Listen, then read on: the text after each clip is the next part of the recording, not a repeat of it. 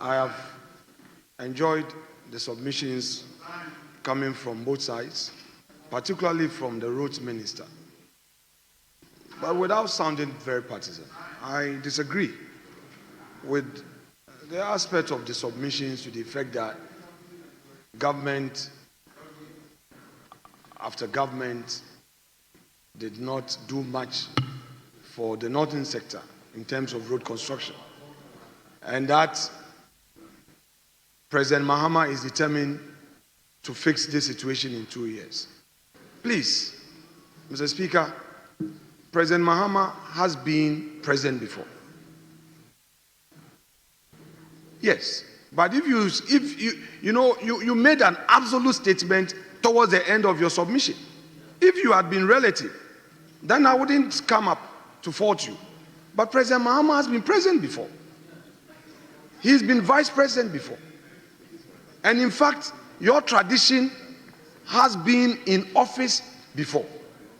From 1992, when we started this democracy, from 93 to 2000. Then again, they had opportunity for another 8 years. Prior to that, it was your tradition that was in office for almost 20 years, the PNDC. That is where you root your heritage. So, Mr. Speaker, if you are talking about a situation, which I agree, recently when we attended the Northern Development Conference, it is a matter that came up, that a person somewhere in Boko should be comfortable staying in Boko because distribution of infrastructure is even. I think that should be the focus of the argument.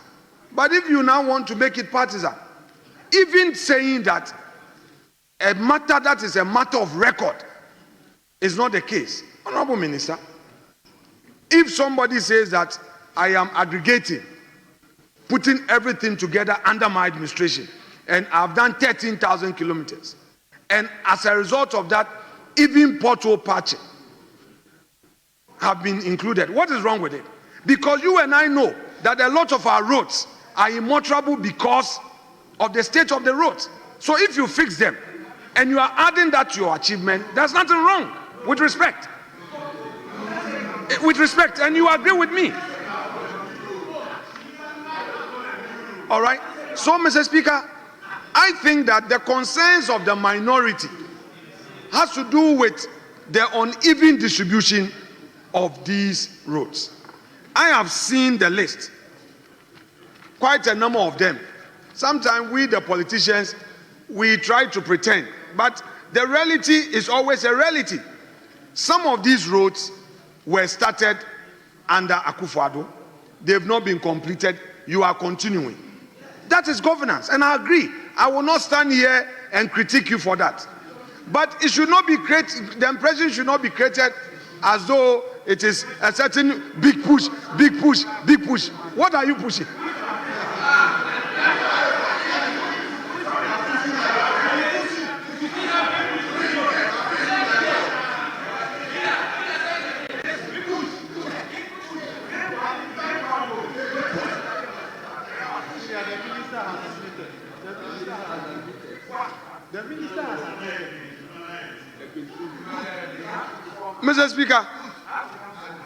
Mr. Speaker, you have some regions that are not receiving attention. Some regions are not receiving attention. Volta region, what serious roads are being constructed? Yes, check it. Honorable Minority Leader, Senior Colin Zauda has been on his feet for long. Thank you very much, Mr. Speaker. Mr. Speaker, the Honorable Minority Leader says that he just looked at the roads listed by the Minister of Finance to be catered for under the big push. And he realizes that some of them were started by Nana Akufo-Addo.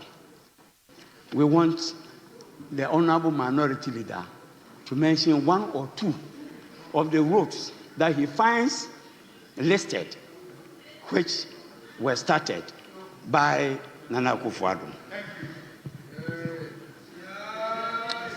Yes, someone already said that. Mr. Speaker, with respect, the Winneba Road, Mr. Speaker, is there. Mr. Speaker,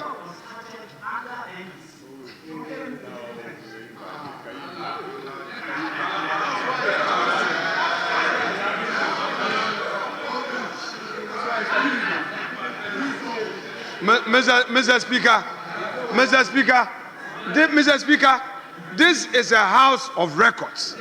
With respect, it was President Kufo who, with a Japanese facility, yes, please, Honorable Collins Dauda, you are a very senior member, and you know how much I respect you. Unfortunately for you, you spoke for your members to applaud you, but not into the mic. Fortunately for you. So I cannot fault you. But because they heard you loud, Mahanza did not hear you, it's my duty to remind you that President Kufo started. Mr. Speaker, the President Kufo started and completed all the way from Malam all the way to Yamransa. It's a matter of record, yes.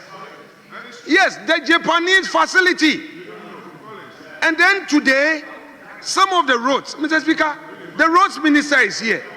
And he knows that I will not attempt to do any propaganda with that which is a matter of record. And I'm commending the government for that effort.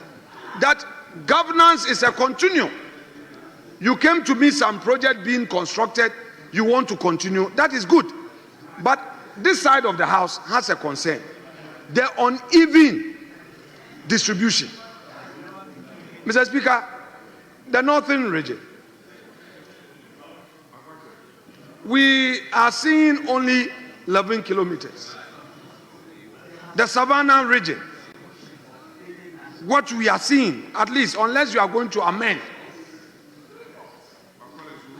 So, Mr. Speaker, I am praying that government is able to raise the needed funds for contractors to get back to the road or to start those that are going to be awarded. But Mr. Speaker, again, the roads minister makes another point. This is not the first time he's making that point. But I have some disagreement and I want the records to be properly put in context. He says that the government pays a certain Indian some 30 million. Mr. Speaker, I have been working with some of our technocrats only yesterday. He is now working with technocrats. Honorable Minister, perhaps today it is convenient to make such a statement. But you and I know that the final document that comes for you to sign, for it to go to the Ministry of Finance for payment, originates from your technical men. It's not everything that you will be able to do yourself as a person, because as a roads minister, you are working with a government structure, a civil service infrastructure, which is there. And in fact, at your ministry, which you know, not a single director has left since MPP left office. It's the same technocrat you are relying on to advise you to make payment. So sometimes when we are throwing some of these uppercuts, let's be careful. Because tomorrow, you may not be there. And a technical advice will now be pushed on your head that Kwame Agboja did this. Meanwhile, you did not do that. So I will plead with you. This issue of your government, you people pay some $30 million. Kwame, you know what it is. You've been there for 6 months. You know how government functions. So I will plead with you. You've moved away from the campaign. The campaign is over. You've won big.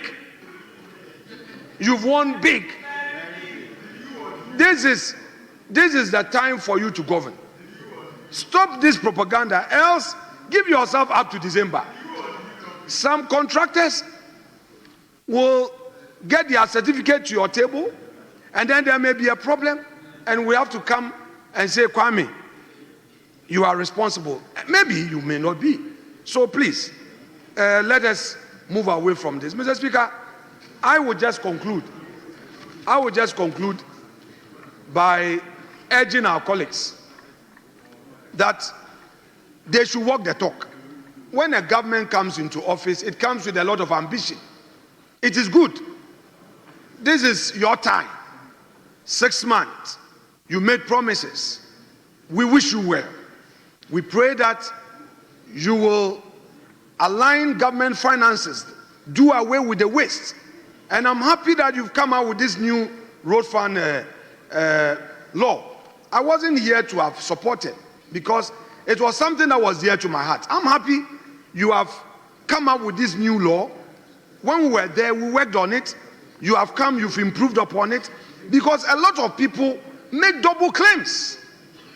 Some contractors will come and claim because the system is manual, then they'll come again, then the minister will sign. I'm happy you've detected.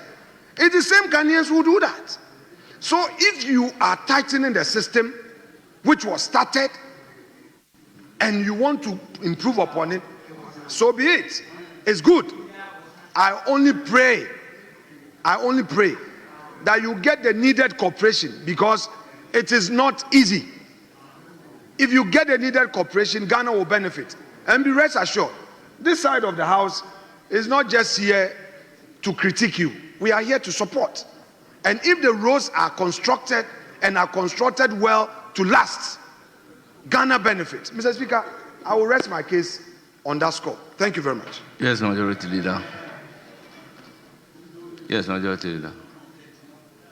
Let me thank the House for expressing support and urging us to approve the report of the committee.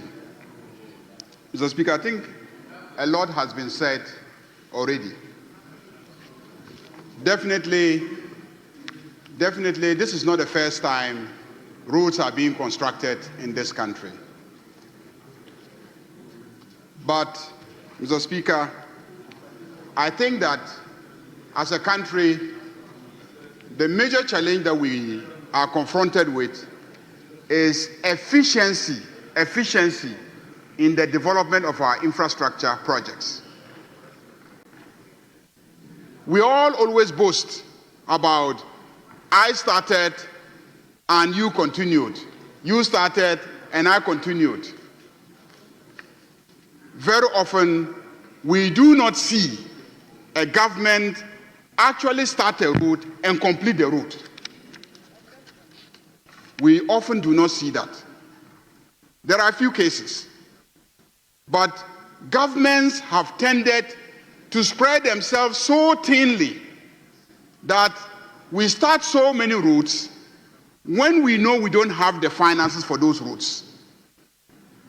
And the nature of road construction is such that when you put so many contractors on so many roads and they all perform halfway and bring you certificates and you don't pay the certificates, interest accumulates on the certificates.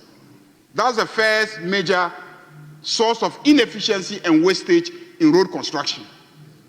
Not only do interest accumulate on the certificates, but because you have not completed the road, the vagaries of the weather will also depreciate the quality of work done. When you have compacted and you are supposed to asphalt and the contractor is not paid and he stops at that stage, motorists plying on that road will cause further damage to that road. Now, when the contractor comes back, he's going to redo the part that has been damaged in order to continue where he left it from. And as a government, you will have to pay for the additional work of redoing where he has redone before to now continue where he left off. So two major sources of wastage which is the interest on what you haven't paid and the redone work.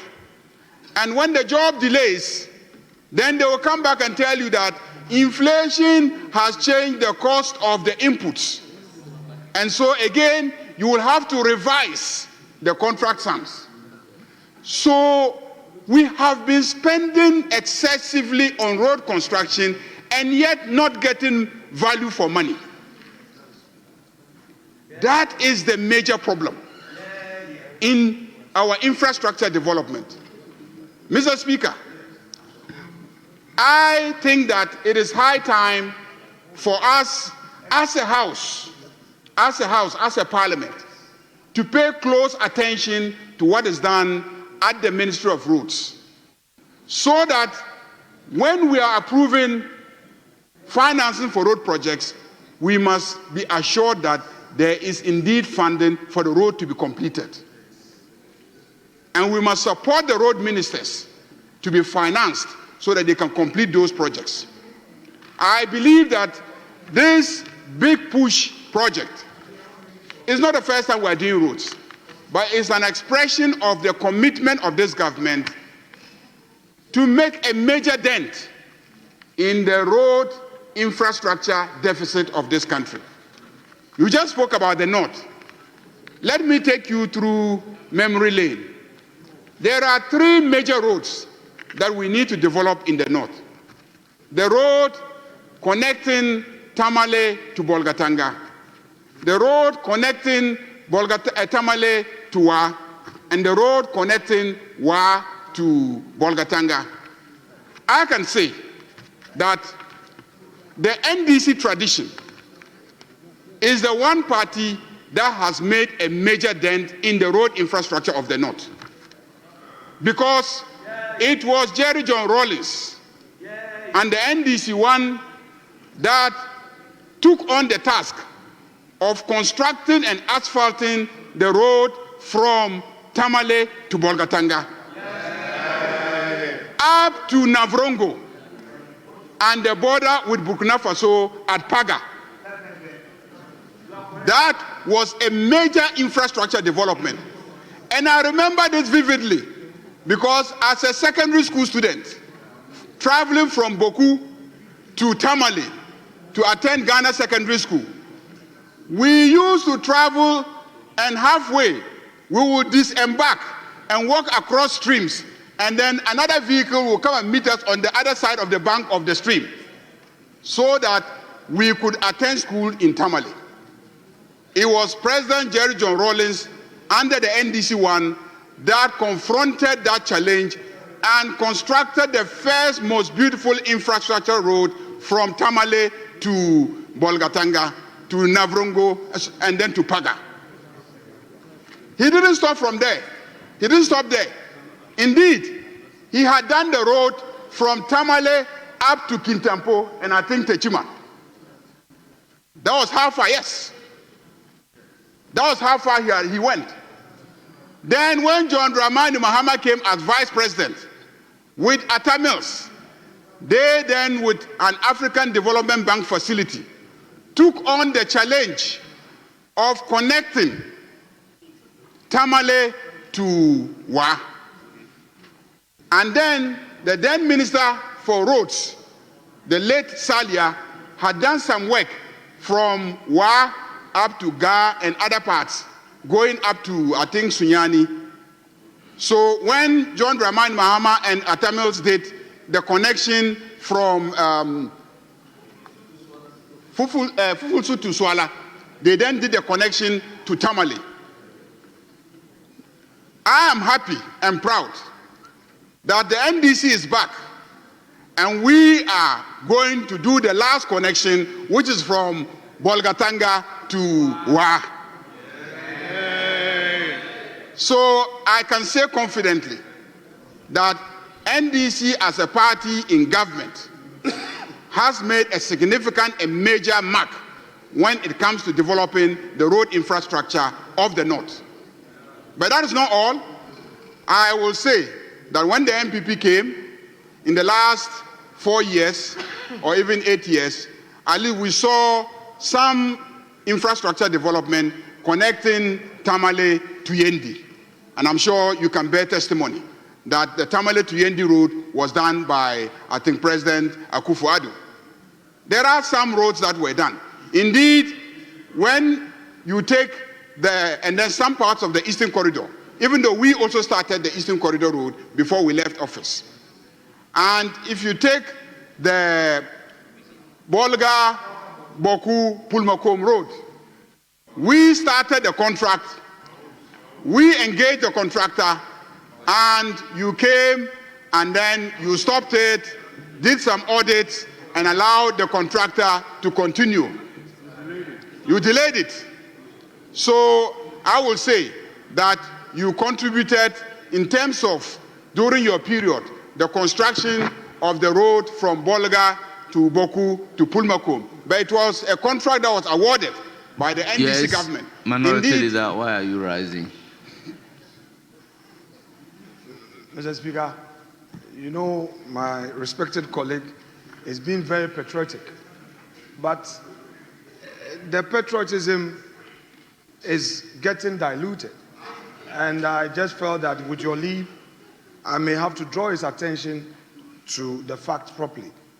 The road from Bolga to his own constituency and beyond, he is now telling us that, oh, the contract was initiated by if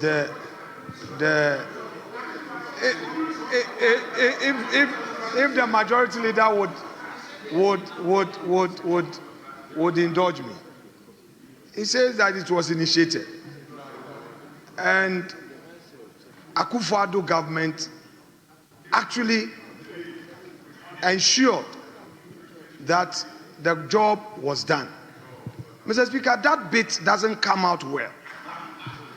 Mr. Speaker, the Tamale all the way through Gushegu, Karaga, that's one, he has not mentioned it. Mr. Speaker, yes, in the north. Mr. Speaker, he knows them. Mr. Speaker, he knows them. He knows them. So if he wants to add, I just want him to. No, Honorable Minority Leader, you had your turn. Why do you want to speak for the Majority Leader? Yes, Majority Leader. Mr. Speaker, let me conclude by saying that we promised the big push. This is just the first year.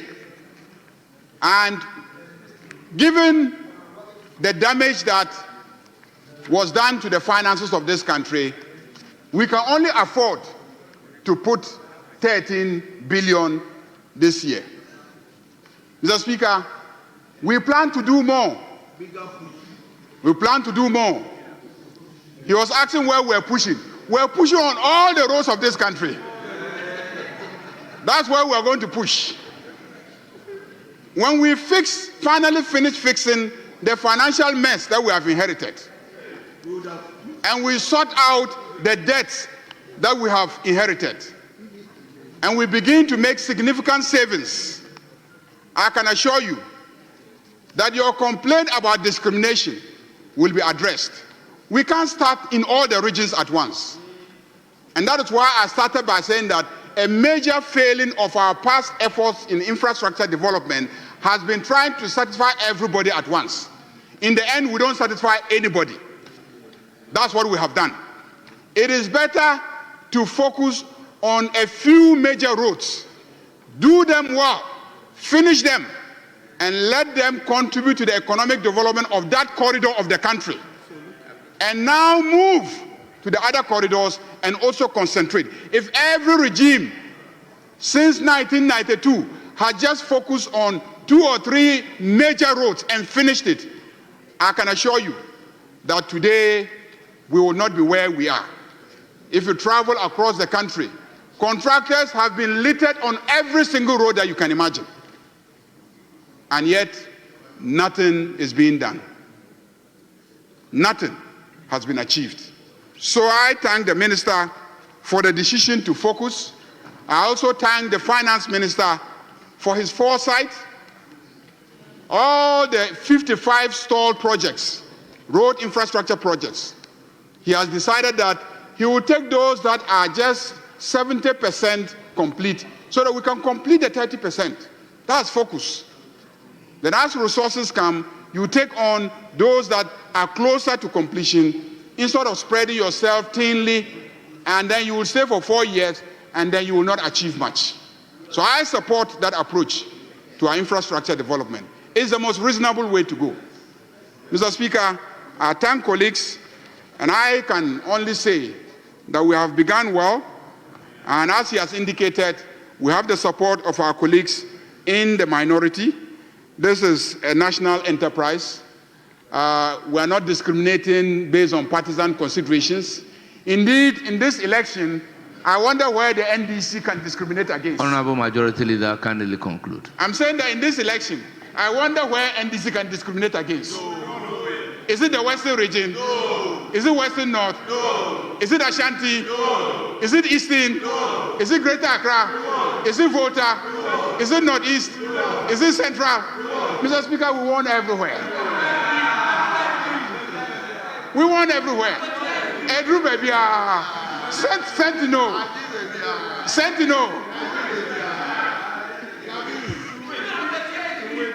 The smell is everywhere. The scent is everywhere. So, Mr. Speaker, we are not discriminating. Yeah, thank you. Because everywhere they supported us. We are just focusing, and then we'll get to the others. I thank you very much, Mr. Speaker. Thank you very much. Honourable members, at the conclusion of the debate, as many as are in favor of the motion, say aye. Aye. Those against, say no. Honourable members, obviously,